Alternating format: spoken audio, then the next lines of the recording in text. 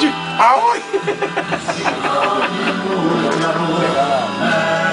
Nosso amigo El Peão vai contar a história do Mudinho que fala. Conta a história do Mudinho que fala aí pra nós. Peraí, só picar isso aqui.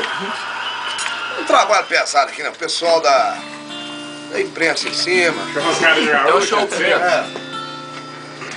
Pessoal, todo mundo aí, né?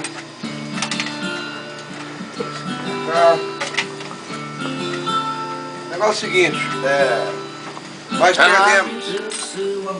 nós perdemos a eleição aí, certo? Tem 12 anos que nós ganhamos política, né?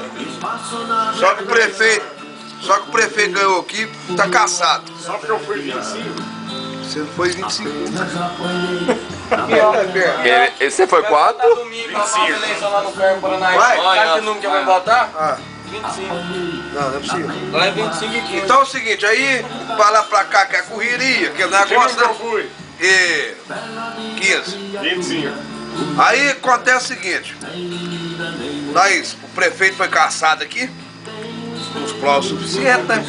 E o William Negro da Duca tá andando num carrinho branco aí. Aí eu vou dirigir e contratei o Mudinho pra andar comigo na cidade inteira. Gravou aí?